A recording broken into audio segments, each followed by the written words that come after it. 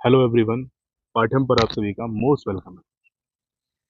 तो कैसे हैं आप सभी? तो ये हमारी पॉलिटी का सेकंड सेशन आज होने वाला है। इसका पहली क्लास हम ले चुके हैं हमारे भारतीय संविधान की कॉन्स्टिट्यूशन की, ठीक है।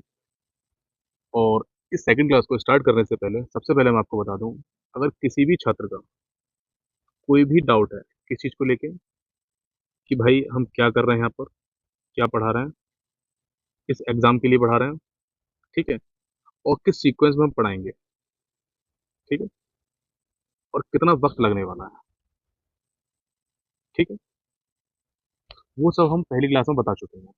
तो यहाँ पर सबसे पहले हम पॉलिटी कवर कर रहे हैं। इसको खत्म करने के बाद हम हिस्ट्री कवर करेंगे, फिर जियोग्राफी कवर करेंगे, ठीक है। तो कितने दिन लगेंगे, कितनी क्लासेस लगेंगी और क्या क्या हम इसमें कवर करेंगे और किस किस एग्जाम्स के लिए ये हमारे लिए ज़रूरी है, बेनिफिशियल है, फायदेमंद है और किस स्टूडेंट को ये करना चाहिए, ठीक है। तो ये सारे जवाब मैं अपनी पहली क्लास में दे चुका हूँ इसकी, जो पॉलिटी की हमने कराई है। तो वो सारे डिस्कशन करके टाइम वेस्ट नहीं करेंगे हम यहाँ। लेकिन सबसे मोस्ट इम्पोर्टेंट कि एक तो पीडीएफ कहाँ मिलेगी इसकी, जो मैं पढ़ा रहा हूँ आपको, और ये चल क्या रहा है एक्चुअली, ये मैं आपको बताता हूँ। तो ये चैनल है पाठ्यम नाम का। ये हमने स्टार्ट किया था मोस्ट ऑफ करंट अफेयर्स को डेडिकेटेड करते हुए, लेकिन किसी वजह से वो कंटिन्यू नहीं हो पाया। लेकिन यहाँ पर हम जो सबसे बड़ी परेशानी रहती है किसी भी छात्र के लिए, कोई भी वनडे एग्जाम अगर वो दे रहा है, चाहे एसएससी का, रेलवे का, कोई भी एग्जाम हो या फिर स्टेट पीएससी का कोई प्री एग्जाम हो, तो वहाँ पर सबसे बड़ा जो प्रॉब्लम होता है उसका, जो दुखती हुई रग होती है ना उसकी, वो होती है जीएस और जीके पोर्शन, मतलब जनरल नॉलेज और जनरल स्टडीज, ठीक है, जिसमें कि polity, history, geography, science and economics, economics, हमारे डांस, कॉमेडी वगैरह सारी चीज़ें आती हैं, ठीक है। तो बंदा हिस्ट्री नहीं कर लेता है, मैथमेटिक्स कर लेता है, साइंस भी कर लेगा अगर थोड़ा सा साइंस बैकग्राउंड से हुआ, तो ट्वेल्थ तक उसने साइंस पढ़ी होगी या फिर उसके पास ग्रेजुएशन में साइंस रहेगी, तो या फिर कोई इंजीनियरिंग फील्ड है तो उसकी बहुत सारी चीज़ें अच्छी हो जाती हैं, ठीक है। लेकिन जीएस और जीके पोर्शन ऐसा है जो मोस्ट ऑफ स्टूडेंट का गोल रहता है, और ये एक डिसाइडिंग फैक्टर बन गया आज के समय पर, प्रेजेंट में किसी भी एग्जाम में सिलेक्शन लेने के लिए ये सबसे बड़ा डिसाइडिंग फैक्टर बन गया है, ठीक है। और बहुत सारे चैनल्स भी हैं यूट्यूब पर अवेलेबल जो ये सारी चीज़ें कराते हैं, तो हम ही के पाठ्यम ही के पाठ्यम पर आपको फर्स्ट ऑफ ऑल सबसे पहले मैं 2 मिनट का समय लूंगा, आपसे थोड़ा सा क्लैरिफाई कर दूं चीज़ें दोबारा से। फ्री ऑफ कॉस्ट रहने वाली है, ठीक है। उससे भी बड़ी बात, आपके टाइम की वैल्यू करते हुए यहाँ पर आपको कुछ भी नोट नहीं करना है, कुछ भी नोट नहीं करना है, सिर्फ और सिर्फ आपको पीडीएफ मिल जाएंगी, वो डाउनलोड करिए, प्रिंट आउट निकाल सकते हैं, प्रिंट आउट निकाल लीजिए, बहुत बेटर रहेगा। और सिर्फ उसको रीड करिए और कुछ सीखिए और अपने एग्जाम में को क्लियर करके आगे सिलेक्शन लीजिए, ठीक है। इस सब्जेक्ट की जिम्मेदारी पॉलिटी की है, अभी हम करा रहे हैं पॉलिटी, तो जिम्मेदारी हम पे छोड़ दीजिए, एक्स्ट्रा आपको नहीं करना है। कोई भी वनडे एग्जाम में आप निकालिएगा इससे, आपके अगर 5 क्वेश्चन आ रहे हैं पॉलिटी के, तो 5 में से 3 से 4 आपके बन जाएंगे 100%। 5 में से 5 क्यों नहीं? क्योंकि भाई 5 में से 5 आपको करने के लिए बहुत ज़्यादा कंठस्थ होना होगा, और आपकी किस्मत का बुलंद होना भी बहुत ज़्यादा ज़रूरी है, तो सारे क्वेश्चन आपसे आ जाएँ। मोस्ट ऑफ स्टूडेंट 5 में से 4 कर लेंगे और 5 में से 5 वो गिने चुने टॉपर्स होते हैं, ठीक है? जो कर पाते हैं, किसी भी सब्जेक्ट में, यहाँ स्पेशल पॉलिटी की बात नहीं कर रहा हूँ।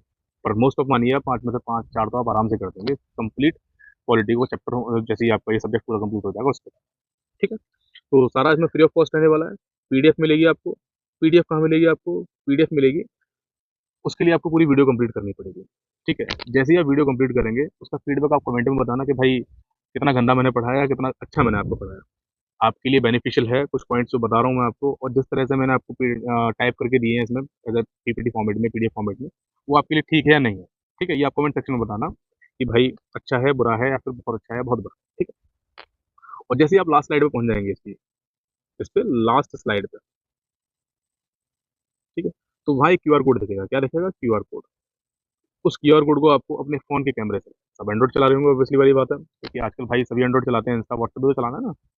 व्हाट्सएप भी आप तो आपको वहाँ कैमरे से स्कैन करना है, तो डायरेक्टली आप एक चैनल पे पहुँच जाएँगे जिसका नाम है चैनल का पाठ्यम नाम से, ठीक है? वहाँ पर आपको रेगुलरली पीडीएफ और अपडेट मिलती रहेंगी। तो पीडीएफ चाहिए तो वो आपको फॉलो करना ही पड़ेगा, चैनल सब्सक्राइब करना ही पड़ेगा, ठीक है? तो पीडीएफ तो ऐसे मिलेगी आपको, ठीक। इसके बाद में फ्री ऑफ कॉस्ट रहेगा। पॉलिटी पढ़ रहे हैं, फिर हिस्ट्री ज्योग्राफी पढ़ेंगे हम इसके बाद में। तो चलिए बिना देरी के फटाफट से शुरू कर ले रहे हैं आज की पॉलिटी की दूसरी क्लास, कॉन्स्टिट्यूएंट असेंबली, संविधान सभा, ठीक है? आपने कभी एक बात सुनी होगी, जो ज़्यादा ही दार्शनिक टाइप के या फिर कुछ एजुकेटेड पर्सन होते हैं, जैसे आप बच्चे रहे होंगे या फिर आप प्रिपरेशन स्टेज में आए होंगे, कि पूरे भारतवर्ष का फैसला जो हुआ था, पूरे भारतवर्ष का जो फैसला हुआ था, वो एक टेबल पर बैठ के हुआ था। ये लाइन आपने बहुत सुनी होगी, एक टेबल पर बैठ के 4 लोगों ने एक बंद कमरे में किया, ठीक है? तो यही कॉन्स्टिट्यूशन असेंबली के बारे में हम बात करने वाले हैं इसमें, कॉन्स्टिट्यूएंट असेंबली के बारे में, संविधान सभा के बारे में, कि संविधान कैसे बना, किसने बनाया और उसमें कौन-कौन शामिल था, इस टाइप से, ठीक? तो पीडीएफ के लिए अगेन ये भाई टेलीग्राम आपको जॉइन करना ही करना है अपना, ठीक है? बाय पाठ्यम, ठीक। पाठ्यम आप लोगों के लिए डेफिनेटली कुछ अच्छा ही करेगा। तो आप प्लीज़ सब्सक्राइब कर लीजिएगा चैनल को, और जो भी फीडबैक है कमेंट सेक्शन में आप ज़रूर बताना, ठीक है? ओके, तो फटाफट से स्टार्ट करते हैं। कॉन्स्टिट्यूएंट असेंबली, संविधान सभा, ठीक है। अब मैंने इसमें हिंदी में लिख रखा है, तो इंग्लिश वाले ये ना समझें कि भाई इंग्लिश में क्यों नहीं है। एक ही में आ सकता था तो भाई इसमें टाइप कर दिया, लेकिन हिंदी इंग्लिश का तो आपका अलग घंटा है, लेकिन ज़रूरत नहीं पड़ती है उसकी, ठीक है? अगर पढ़ने वाले कैसे भी पढ़ ही लेते हैं। जिसको नहीं पढ़ना उसके लिए हज़ार बहाने हैं, ठीक है भाई? संविधान सभा, कॉन्स्टिट्यूएंट असेंबली भारत के इतिहास का वह मंच है। संविधान सभा है क्या? वह मंच है जिसने हमारे देश के सर्वोच्च कानून यानी भारतीय संविधान, सर्वोच्च कानून यानी भारतीय संविधान का निर्माण किया। ठीक है? कैबिनेट मिशन योजना, कैबिनेट मिशन प्लान 1946 के तहत इस सभा का गठन किया गया था। तो कॉन्स्टिट्यूएंट असेंबली का जो गठन किया गया था, कैबिनेट मिशन योजना 1946, ये आप लोगों को देखना है, 1946 के तहत इसका गठन किया गया था। ठीक है? तो संविधान सभा की जो सबसे पहली डिमांड आई थी, वर्बल डिमांड, वो किसने की थी? वो की थी सन 1895 में बाल गंगाधर तिलक जी ने। किसने की थी? बाल गंग, बाल गंगाधर तिलक ने की थी अपने स्वराज बिल में सन 1895 में सबसे पहले वर्बल डिमांड जो आई थी कॉन्स्टिट्यूएंट असेंबली की। अब कॉन्स्टिट्यूएंट असेंबली, संविधान सभा, संविधान का गठन और पृष्ठभूमि के बारे में देखेंगे हम। ठीक है? संविधान का गठन, संविधान सभा का गठन और पृष्ठभूमि। ठीक है? सर्वप्रथम जो मांग आई थी, ठीक है, भारत में संविधान सभा के गठन का विचार सबसे पहले 1934 में, 1934 में, 1934, 1934 में एम एन रॉय ने दिया था। इस संविधान सभा का जो विचार था सबसे पहले 1934 में उन्होंने दिया था। ब्रिटिश सरकार ने आधिकारिक तौर पर इसे 1940 में अपने अगस्त प्रस्ताव में स्वीकार किया। किसमें? अपने अगस्त प्रस्ताव में स्वीकार किया था। तो इसका गठन हुआ फिर संविधान सभा का। समझिए इस बात को। सबसे पहले जो वर्बल डिमांड की थी वो बाल गंगाधर तिलक ने की थी। ठीक है? इसके बाद में जो इसका जो इसके बाद में 1934 में एम एन रॉय ने प्रस्ताव दिया। ठीक है? सबसे पहले विचार जो दिया इन्होंने दिया। अब ब्रिटिश सरकार ने आधिकारिक तौर पर इसे कब अपनाया? 1940 के अगस्त प्रस्ताव में अपने में इसको स्वीकार किया। ठीक है? अब इसका जो गठन किया गया, कब किया गया संविधान सभा का गठन? जो 1946, कब किया गया? 1946, 1946, 1946 में कैबिनेट मिशन योजना के तहत संविधान सभा का गठन किया गया। कब किया गया? 1946 में संविधान सभा का गठन किया गया। किसके तहत किया गया भाई? कैबिनेट मिशन के तहत। कैबिनेट मिशन के तहत इसका गठन किया गया। ठीक है? कैबिनेट मिशन के तहत इसका गठन किया गया। ठीक है? अब उस टाइम पे जो उसके मेंबर थे, सदस्य थे, कौन-कौन थे? स्टेफोर्ड क्रिप्स थे, जिसको क्रिप्स मिशन, इनके नाम से क्रिप्स मिशन भी था। एवी अलेक्जेंडर थे और लॉर्ड पैथिक लॉरेंस थे। ठीक, ये ध्यान रखना है आप लोगों को। अब उस टाइम पे कितने टोटल सदस्य थे इसमें संविधान सभा में? 389 सदस्य थे कुल। कौन? 389 सदस्य, जिसमें कि 292 ब्रिटिश प्रांतों से थे। ब्रिटिश प्रांत हुआ करते थे, प्रिंसली स्टेट्स हुआ करती थी, वहां से थे। 93 देसी रियासतों से थे, प्रिंसली स्टेट से। ठीक है? 4 मुख्य आयुक्तों के प्रांत, मतलब चीफ कमिश्नरी थी, वहां से थे। ठीक है? अब भारत के विभाजन के बाद में जो ये संख्या रह गई थी इन सदस्यों की, 299 रह गई थी। क्यों? क्योंकि भारत का क्या हो गया था? डिवाइडेशन, मतलब बंटवारा। कहाँ कहाँ बंटवारा हुआ था? 2 पार्ट में। मान लीजिए एक पार्ट बांट दिया इंडिया के पास रहा। ठीक है? और दूसरा पार्ट रहा पाकिस्तान के पास। पाकिस्तान के पास टोटल थे हमारे पास कितने? 389। अब 389 में से इसने इसको कितने मिले? 90 मिले, और इसको कितने मिले? 299। ठीक है? ये रहा। इसके बाद में first election constituent assembly was held on 1 जुलाई 1946। तो पहला इलेक्शन हुआ था, पहला इलेक्शन कॉन्स्टिट्यूएंट असेंबली, संविधान सभा के लिए 389 एक तरह से पोस्ट के साथ या सदस्यों के साथ हुआ, 389 सदस्यों के साथ हुआ, ये समझ लीजिए आप। जिसमें 292 ब्रिटिश प्रोविंस के थे, 93 प्रिंसली स्टेट से, और 4 ब्रिटिश कमिश्नरीज थे। ठीक है?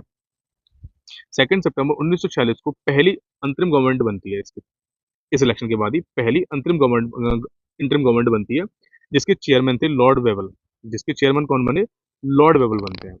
और वाइस चेयरमैन कौन बनते हैं? हमारे पंडित नेहरू, चाचा नेहरू। कौन बनते हैं? हमारे पंडित नेहरू, या हम इनको कहते हैं चाचा नेहरू। ठीक है? ये बनते हैं इसके वाइस चेयरमैन। जो चेयरमैन बने लॉर्ड वेवल बने, वाइस चेयरमैन कौन बने इसके? पंडित नेहरू बनते हैं। ठीक है? 389 सदस्य। आप ये समझिए, इसको मैं दोबारा बता रहा हूँ कि पहला जो इलेक्शन हुआ कॉन्स्टिट्यूंट संविधान सभा का, वो हुआ था 1 जुलाई सन 1946 को। कब हुआ? 1 जुलाई सन 1946 को हुआ। कब? 1 जुलाई सन 1946 को हुआ। ठीक है? टोटल कितने मेंबर? 389 मेंबर्स के लिए। ठीक है?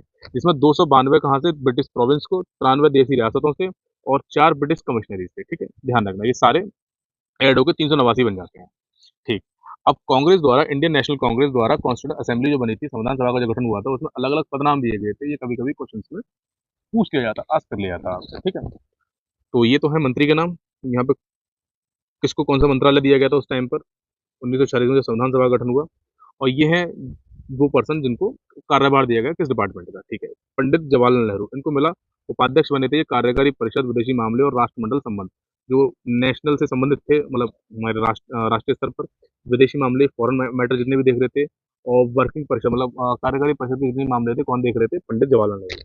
इसके बाद में हमारे पास सरदार वल्लभ भाई पटेल को मिला होम मिनिस्ट्री मिली, सूचना आयोग मिला और प्रसारण वाला आयोग मिला, जैसे कि टेलीविजन या रेडियो ब्रॉडकास्टिंग वगैरह जो थी, रेडियो भाई क्या है उसके मिनिस्टर वगैरह इनको बनाया गया, ठीक है। इसके बाद में डॉक्टर राजेंद्र प्रसाद, इनको खाद्य और कृषि का मंत्री बनाया गया, ठीक है। खाद्य और कृषि मंत्री समझ सकते हो, या फिर ऐसे समझ लो खाद्य और कृषि का जो डिपार्टमेंट था वो इनके अंडर में आया। डॉक्टर जॉन मथाई, ये उद्योग और आपूर्ति की फील्ड में, ठीक है। सरदार बलदेव सिंह, डिफेंस के फील्ड में। सी राजगोपालाचारी, शिक्षा और कला के क्षेत्र में। सी एच भाभा, कार्य खान और ऊर्जा के क्षेत्र में, ठीक है। डॉक्टर जगजीवन राम, श्रम लेबर। आसफ अली, रेलवे और परिवहन, ठीक है। ये डायरेक्टली आपको याद रखना है इफ पॉसिबल। अगर आपको सिलेक्शन चाहिए तो भाई करना पड़ेगा, ठीक है। मेमोराइज दोबारा देखिए, पंडित जवाहरलाल नेहरू को कार्यकारी परिषद विदेशी मामले और राष्ट्र नेशनल से संबंधित वो जो मामले थे, ठीक है। सरदार वल्लभ भाई पटेल को होम मिनिस्ट्रेट, सूचना प्रसारण, ठीक है। ऐसे याद कर दो, सरदार वल्लभ भाई पटेल अच्छे से लगते हैं अमित शाह जैसे, तो उनको कहा है होम मिनिस्ट्रेट, समझ रहे हो ना बात को, ऐसे समझ लीजिए, ठीक है। डॉक्टर राजेंद्र प्रसाद, खाद्य और कृषि।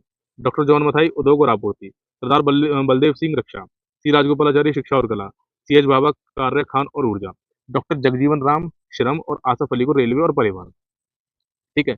अब कॉन्स्टिट्यूएंट असेंबली में मुस्लिम लीग द्वारा कुछ नॉमिनेटेड मेंबर भी थे, जो मुस्लिम लीग थी उनके द्वारा भी कुछ सदस्यों के को नामित किया गया था। जैसे इसमें हो जाएगा मंत्री का नाम हमारा, इस पोर्शन में मंत्री का नाम कौन कौन है और इस विभाग का नाम, ठीक है। लियाकत अली खान, वित्त विभाग, ठीक है, फाइनेंस वाला। इब्राहिम इस्माइल चुंद्रीगर, वाणिज्य कॉमर्शियल। अब्दुल रब निश्तर, डाक और वायु। गजनाफर अली खान, स्वास्थ्य। जोगेंद्र नाथ मंडल, कानून, ठीक है। आप इसमें सारे याद मत करना, आप मोस्ट मोस्ट याद कर लो, जैसे कि पंडित नेहरू, ठीक है। पंडित नेहरू को कौन सा मिला था ये पहला देख लो आप। सरदार पटेल वाला देख लो आप, ठीक है। इसके बाद में हमारा जो इम्पोर्टेंट है, एक सरदार बलदेव सिंह, ये देख लो आप। इसके बाद में जॉन मथाई देख लो आप, ये देख लो, स्टार्टिंग के 4-5 देख लो, काफी आपके लिए यहाँ से अगर कोई बनता तो क्वेश्चन कोई फेमस ही दे सकते हैं, ठीक है। इसके बाद में कॉन्स्टिट्यूंट असेंबली में जो इम्पोर्टेंट बैठक मीटिंग्स हुई उनके बारे में देखते हैं थोड़ा सा, ठीक है। महत्वपूर्ण बैठकों के बारे में, ठीक है। 9 दिसंबर 1946 को पहली बैठक हुई। पहली बैठक कब हुई? 9 दिसंबर 1940 को पहली बैठक हुई। संविधान सभा की पहली बैठक हुई जिसमें डॉक्टर सच्चिदानंद सिन्हा, किसको? डॉक्टर सच्चिदानंद सिन्हा को सभा का अस्थायी अध्यक्ष, टेम्पररी प्रेसिडेंट चुना गया। कौन चुना गया? टेम्पररी प्रेसिडेंट चुना गया। लेकिन फ्रांसीसी परंपरा के आधार पर सबसे बुजुर्ग थे उस टाइम पे ये सदस्य होने के कारण उनको मुस्लिम मुस्लिम लीग ने इन्हें इस बैठक का बहिष्कार कर दिया, ठीक है, इस वजह से। तो दोबारा से सेकंड मीटिंग हुई 11 दिसंबर, 2 दिन बाद ही सन 1946 को। तो उस टाइम पर डॉक्टर राजेंद्र प्रसाद को संविधान सभा का परमानेंट मेंबर, कौन? परमानेंट मेंबर बना दिया गया, ठीक है। और इसके साथ ही एच सी मुखर्जी, किसको? एच सी मुखर्जी को उपाध्यक्ष, ठीक है। और सर बी एन राव को, किनको? Sir B N Rao, sir B N Rao को संवैधानिक सलाहकार नियुक्त किया गया। सर बी एन राव मतलब बेनेगल नरसिंह राव भी बोलते हैं इनको, तो इनका पूरा नाम जो है सर बी एन राव को संवैधानिक सलाहकार नियुक्त कर दिया गया। तो सब क्वेश्चन डायरेक्टली आपसे ये पूछा जाता है वन लाइनर में या फिर ऑब्जेक्टिव फॉर्म में कि संविधान सभा की पहली बैठक कब हुई थी? तो 9 दिसंबर 1946 को। उस टाइम पर जो अध्यक्ष चुना गया था, नॉन परमानेंट मेंबर जो था, वो कौन था? डॉक्टर सच्चिदानंद सिन्हा को चुना गया था, ठीक है। दूसरी मीटिंग कब हुई? उसके 2 दिन बाद ही 11 दिसंबर 1946 को हुई। और उस टाइम पर किसको बनाया गया? उस टाइम पर बनाया गया हमारा डॉक्टर राजेंद्र प्रसाद को परमानेंट मेंबर चुन लिया गया था, ठीक है। और उपाध्यक्ष किसको बनाया गया? एस सी मुखर्जी को बनाया गया। उसके अलावा बी एन राव जो बेनेगल नरसिंह राव थे, उनको क्या बनाया गया? उनको बनाया गया संवैधानिक सलाहकार बनाया गया, ठीक है। अब 13 दिसंबर 1940 को उद्देश्य प्रस्ताव, क्या उद्देश्य प्रस्ताव? पंडित जवाहरलाल नेहरू, चाचा नेहरू, चाचा नेहरू ने ऐतिहासिक उद्देश्य प्रस्ताव ऑब्जेक्टिव रेजोल्यूशन पेश किया, जो आगे चलकर हमारा प्रेम्बल, प्रस्तावना बना, ठीक है, ध्यान रखना है। 13 दिसंबर 1946 को चाचा नेहरू ने अपना एक उद्देश्य प्रस्ताव प्रस्तुत किया, जो आगे चलकर भविष्य में हम इसको इसके बारे में बात करेंगे आगे वाली क्लासों में। तो प्रेम्बल हमारी प्रस्तावना बना और इसे हमारा जो हमने अपनाया था 22 जनवरी सन 1947 को सर्वसम्मति से हमने इसे अपना लिया था, ठीक। ओके। अब कॉन्स्टिट्यूंट असेंबली, जो मैंने कहा था ना आपको क्लास के स्टार्टिंग में कि भारतवर्ष का जो फैसला लिया गया था एक टेबल पर बैठकर एक कमरे में 4-5 लोगों ने लिया था, वो ये है इस तरह से। ये जिन्ना, नेहरू जी, ठीक है। तो ये थे इसमें 20 फरवरी सन 1947 को declaration of Indian independence announce by the British PM Clement Attlee. जो ब्रिटिश के पीएम थे उस टाइम के क्लेमेंट एटली ने अनाउंस किया था कि 20 फरवरी 1947 को डिक्लेयर किया था कि भारत को आज़ाद कर देंगे, ठीक है। 4 जुलाई को 1947 का 1947 का बिल आया उसमें, और 18 जुलाई को 1947 को इंडियन इंडिपेंडेंस एक्ट, भारतीय स्वतंत्रता अधिनियम आया, ठीक है। Viceroy of India during independence, जो भारत की आज़ादी के समय पे जो वॉइसरॉय थे, वो कौन थे ब्रिटिश के? वो थे लॉर्ड माउंटबेटन, ठीक है। लॉर्ड माउंटबेटन, ठीक है। अब इस टाइम पे 2 प्लान आए थे, एक तो माउंटबेटन प्लान आया था, एक डिकी बर्ड प्लान आया था। अब माउंटबेटन प्लान के अकॉर्डिंग क्या था, जब देश आज़ाद हो रहा था तो मुस्लिमों ने अपने लिए एक अलग देश की माँग माँग की थी, तो और इस वजह से तो वहाँ 2 प्लान दिए थे ब्रिटिश गवर्नमेंट ने। तो एक था माउंटबेटन प्लान जिसमें था division of India in Pakistan, Bharat और पाकिस्तान का बँटवारा, और डिवीज़न ऑफ कॉन्स्टिट्यूएंट असेंबली, ठीक है। दूसरा था डिकी बर्ड प्लान में डिवीज़न ऑफ कॉन्स्टिट्यूएंट असेंबली में संविधान सभा का विघटन, जिसमें 299 जो रहने वाले थे वो भारत के पास और 90 पाकिस्तान के पास में, ठीक है। ठीक, 90 पाकिस्तान के पास में, ठीक। अब कॉन्स्टिट्यूएंट असेंबली संविधान सभा, भारत भारतीय संविधान के निर्माण के लिए संविधान सभा कॉन्स्टिट्यूएंट असेंबली ने अलग अलग कार्यों को संभालने के लिए कई समितियों का गठन किया। इनमें 8 बड़ी प्रमुख समितियां थी और कई छोटी लघु समितियां थी, ठीक है। सबसे most most most important, very very important, ठीक है, संविधान सभा कॉन्स्टिट्यूएंट असेंबली, ठीक है। यहाँ से एक ना एक क्वेश्चन आपका एग्जाम में बनना ही बनना है, चाहे वो रेलवे का ले लो चाहे एसएससी का ले लो, यहाँ से फेवरेट सेक्शन है ये वाला, ठीक है। मेजर कमिटीज, हम कमेटी के नाम से इसको समितियों के नाम से पढ़ लेते हैं, ठीक है। इसमें छोटी बड़ी समितियां मिला के तकरीबन 13 या 14 समितियां थी, जिसमें 8 बड़ी समितियां बाकी छोटी समितियां, ठीक है। सबसे जो फेमस समिति है वो है प्रारूप समिति। कौन सी है? प्रारूप समिति, ड्राफ्टिंग कमेटी। अब ड्राफ्टिंग कमेटी के जो हेड थे वो कौन थे? Doctor B R Ambedkar, doctor Bhimrao Ambedkar, जिनको हम बाबा साहब भी बोलते हैं, जिन्होंने संविधान का निर्माण किया, निर्माता भी बोलते हैं उनको, ठीक है। इसके बाद में यूनियन पावर्स कमेटी, मतलब संघ शक्ति समिति के जो अध्यक्ष थे वो थे जवाहरलाल नेहरू, हमारे चाचा नेहरू जी, ठीक है। इसके बाद में संघीय संविधान समिति, यूनियन कॉन्स्टिट्यूशन कमेटी, इसके भी अध्यक्ष जो थे हमारे चाचा नेहरू, ठीक है। इसके बाद में स्टेट्स कमेटी, राज्यों के लिए समिति, राज्यों से बातचीत के लिए हमारे पास कौन थे? इसके लिए भी चाचा नेहरू थे, ठीक है। तो इस चीज को कैसे याद करोगे? 3 समितियों के अध्यक्ष जो थे हमारे पास चाचा नेहरू थे, ठीक है। पहली समिति ड्राफ्टिंग कमेटी, जिसके अध्यक्ष कौन थे? Doctor B R Ambedkar, Bhimrao Ambedkar, हमारे बाबा साहब, ठीक। इसके बाद में यूनियन से जितनी भी समिति, याद करने की ट्रिक बता रहा हूँ, यूनियन यूनियन वर्ड अगर आप देख लोगे किसी क्वेश्चन में कि यूनियन वाली है, तो वहाँ बेस्ड आपको चाचा नेहरू लगाना है ऑप्शन में, ठीक है। जैसे कि यूनियन पावर कमेटी हो गया, यूनियन कॉन्स्टिट्यूशन कमेटी हो गया, स्टेट कमेटी हो गया, एक कमेटी, मतलब समझ रहे हो? तो ये चाचा नेहरू हमारे, ठीक है। इसके बाद में हमारे पास थी रूल्स ऑफ प्रोसीजर कमेटी, मतलब प्रक्रिया नियम समिति के अध्यक्ष थे डॉक्टर राजेंद्र प्रसाद। संचालन समिति, स्टीयरिंग कमेटी के अध्यक्ष थे डॉक्टर राजेंद्र प्रसाद। तो इन 2 समितियों के अध्यक्ष कौन थे? डॉक्टर राजेंद्र प्रसाद। कौन सी? Rules of procedure committee and steering committee के अध्यक्ष थे डॉक्टर राजेंद्र प्रसाद। इसके बाद में प्रांतीय संविधान समिति, प्रोविंशियल कॉन्स्टिट्यूशन कमेटी के जो अध्यक्ष थे सरदार वल्लभ भाई पटेल, हमारे लौह पुरुष, और मौलिक अधिकारों, अल्पसंख्यकों और जनजातीय क्षेत्रों पर सलाहकार समिति के अध्यक्ष थे हमारे सरदार वल्लभ भाई पटेल पटेल साहब, ठीक है। तो प्रोविंशियल कॉन्स्टिट्यूशन कमेटी के जो अध्यक्ष हैं वो भी हमारे पास वल्लभ भाई पटेल लौह पुरुष रहे, और मौलिक अधिकारों, अल्पसंख्यकों और जनजातीय क्षेत्रों पर सलाहकार समिति के अध्यक्ष भी कौन थे? हमारे सरदार वल्लभ भाई पटेल ही रहे, ठीक है। इसके बाद में कॉन्स्टिट्यूएंट असेंबली में, संविधान सभा में सलाहकार समिति, एडवाइजरी कमेटी बहुत बड़ी थी। जो एडवाइजरी कमेटी थी बहुत ज्यादा बड़ी थी, इसीलिए इसके अंतर्गत 5 महत्वपूर्ण उप समितियां, मतलब अलग अलग सब कमिटीज भी थी। कौन? सब कमिटीज भी थी, ठीक है। जिसमें मौलिक अधिकार उप समिति के जो अध्यक्ष थे वो कौन थे? मौलिक अधिकार उप समिति के अध्यक्ष जेबी कृपलानी, ठीक है। अल्पसंख्यक माइनॉरिटी, मतलब मौलिक अधिकार, फंडामेंटल राइट की जो सब कमेटी थी, फंडामेंटल राइट की जो समिति के अध्यक्ष थे वो कौन थे हमारे पास? मौलिक अधिकारों के सरदार वल्लभ भाई पटेल। लेकिन उप समिति के बारे में अगर पूछा जाए, मौलिक अधिकारों की उप समिति के अध्यक्ष थे जेबी कृपलानी, ठीक है।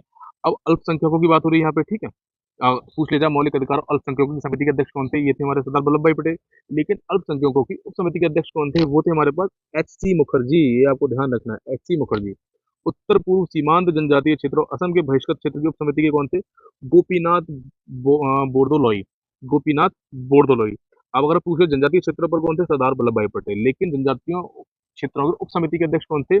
गोपीनाथ बोरदोलोई, ठीक है। आप ये चीज रिलेट करो, मैं आपको बार बार पीछे ले जाकर यही दिखा रहा हूँ। अब बहिष्कृत और आंशिक रूप से बहिष्कृत क्षेत्र असम के अलावा उप समिति थे एवी ठक्कर। ये हमारे पास दोनों ही जनजातीय क्षेत्रों की बात आ रही है, तो जनजातीय क्षेत्रों के उप समिति के अध्यक्ष अलग अलग है। असम की बात हो रही है, असम के अलावा सभी की बात हो रही है, एवी ठक्कर। और असम के बहिष्कृत क्षेत्र के उप समिति के अध्यक्ष होते वो थे गोपीनाथ बोरदोलोई, ठीक है। दोबारा समझिए, कुछ उप समितियां भी थी, क्योंकि हमारे पास जो एडवाइजरी कमेटी थी बहुत बड़ी थी, इसमें कुछ उप समितियां भी बनी थी। उप समितियां जैसे एग्जाम्पल के तौर पर मौलिक अधिकारों वाला जो फॉर्मेट था, उसके जो अध्यक्ष थे वो थे सरदार वल्लभ भाई पटेल। लेकिन मौलिक अधिकारों की उप समिति, सब कमेटी जो थी, उसके अध्यक्ष थे हमारे जेबी कृपलानी, ठीक है। अब अल्पसंख्यकों की बात करेंगे तो उसके अध्यक्ष भी कौन थे? सरदार वल्लभ भाई पटेल। लेकिन उप समिति की बात की जाए अल्पसंख्यकों की तो उसके थे एच.सी. मुखर्जी, ठीक है।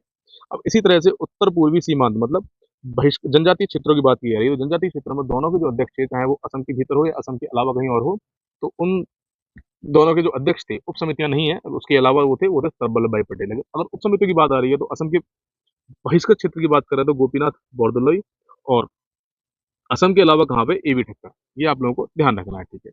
कॉन्स्टिट्यूएंट असेंबली संविधान सभा में लघु समितियां भी थी कुछ, माइनर कमिटीज भी थी, ठीक है।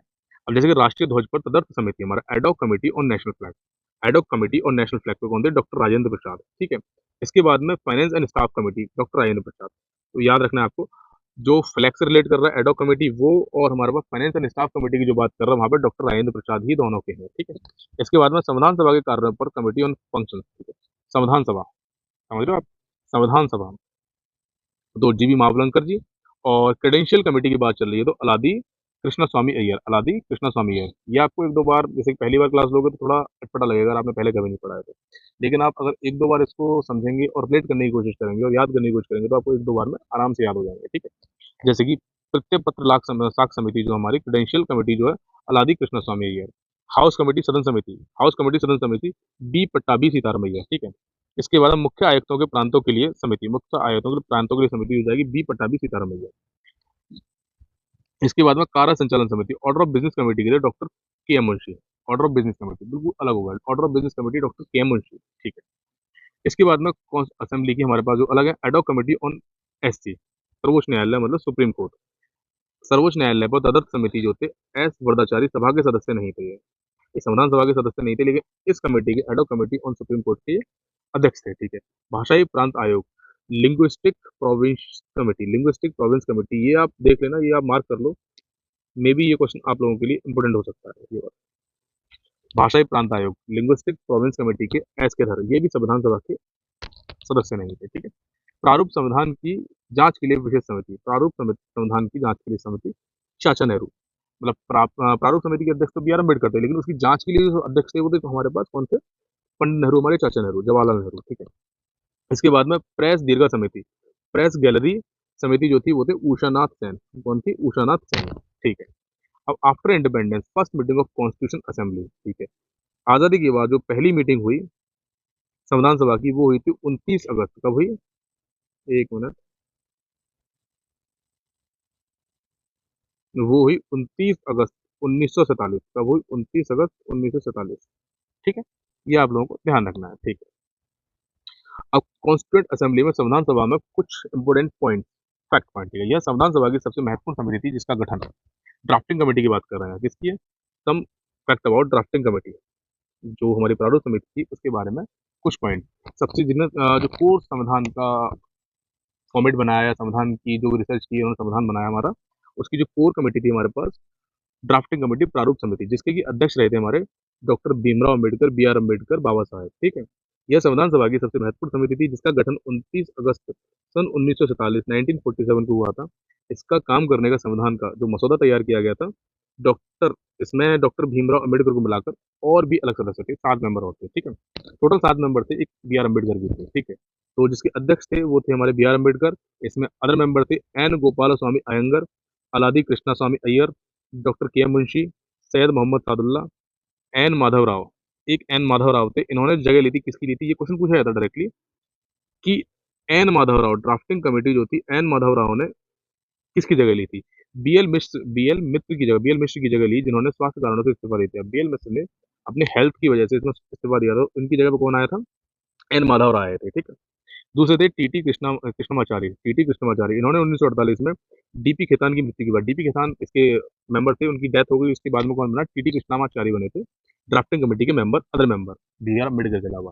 मोस्ट ऑफ लोगों को पता होता है, छात्रों को, कि ड्राफ्टिंग कमेटी के जो अध्यक्ष थे वो भीमराव अम्बेडकर थे, जो पहली बार स्टडी कर रहा होता। लेकिन पहली बार में अगर आप ये सारे के सारे मेंबर याद कर लोगे तो आप एक कदम आगे हो जाओगे उन फ्रेशर से जिन्होंने कम स्टडी की है, ठीक है। तो पहले डॉक्टर भीमराव अम्बेडकर जो कि इसके हेड थे, एन गोपाला स्वामी अय्यर, अलादी कृष्ण स्वामी Iyer, doctor K M Munshi, Syed Mohammad Saadulla, N Madhavrao और टीटी कृष्णमाचारी, ठीक है। तो कृष्णमाचारी, इन्होंने टीटी कृष्णमाचारी में जगह किसकी ली थी? टीपी खेतान की जगह ली थी, डीपी खेतान की जगह ली क्योंकि इनकी डेथ हो जाती है। और एन माधव राव ने किनकी जगह ली थी, बीएल मित्र की जगह ली थी, मिश्र की जगह ली थी। इन्होंने अपना इस्तीफा दिया था कुछ हेल्थ को इश्यूज बताकर, ठीक है। तो ये था कॉन्स्टिट्यूंट असेंबली कंप्लीट। और हमारे पॉलिटी का सेकंड सेशन, मतलब जो आपको अगर सही लगा हो तो बताना कमेंट सेक्शन में, अच्छा लगा हो तो अच्छा बताना, बुरा लगा हो तो बुरा बताना। लेकिन डेफिनेटली मैं आपको बता रहा हूँ, आप थोड़ा सा समय दीजिए, ज़्यादा समय नहीं, 4 से 5 क्लास करते हैं, ठीक है। उसके बाद में आप समझ पाएंगे कि मैंने ये टाइप ही क्यों किया, पीडीएफ ही क्यों बनाई। मैं चाहता तो एक एनिमेशन फॉर्मेट में दे सकता था आपको, इमेजेस फॉर्मेट में पढ़ा सकता था, या फिर मैं पेन से लिख लिख के पढ़ा सकता था, ऐसे बता सकता था आपको चीज़ें, लेकिन उसका फ़ायदा नहीं है, आपको लिखना पड़ता है। ऑलरेडी यहाँ पे आपको लिखा हुआ मिल रहा है। जैसे ही मैं आपको बोल रहा हूँ कि भाई संविधान सभा के बारे में कुछ, संविधान सभा जब बनी थी हमारी, उसमें ड्राफ्टिंग कमेटी कुछ एड ऑन पॉइंट, मतलब some इंटरेस्टिंग फैक्ट या फिर एक्स्ट्रा फैक्ट। तो बी आर अम्बेडकर के अलावा और भी मेंबर थे, उनके बारे में नाम लिखे हुए हैं, डायरेक्टली आप एक बार गो थ्रू कर लो आँख बंद करके, तो आपको चीज़ें याद हो जाएँगी। बड़ा ही आसान है, ठीक है। तो इस तरह से अब पीडीएफ चाहिए आपको, तो मैंने बताया था लास्ट स्लाइड है ये। ये रहा क्यूआर कोड भाई आपका। इसको स्कैन करने करते ही आप एक टेलीग्राम चैनल के लिंक पर पहुँच जाएँगे, टेलीग्राम चैनल पर पहुँच जाएँगे आप। वहाँ पे इस चैनल को फॉलो कर लेना है, वहीं पर आपको मोस्ट अपडेट्स एंड पीडीएफ मिलेगी। वहाँ से आप इसको डाउनलोड करके प्रिंट आउट निकलवाइए, सेल फ़ोन में रख के सजाइए, अपने कवर पेज पे लगाइए, व्हाटएवर आपको जो करना है वो करिए, बस पढ़ाई करिए, ठीक है? तो आज के लिए इतना ही, अगले सेशन में मिलेंगे आपसे, इसका थर्ड सेशन रहेगा तब, ठीक है? तो चलिए चलते हैं, जय श्री राम सभी को, धन्यवाद।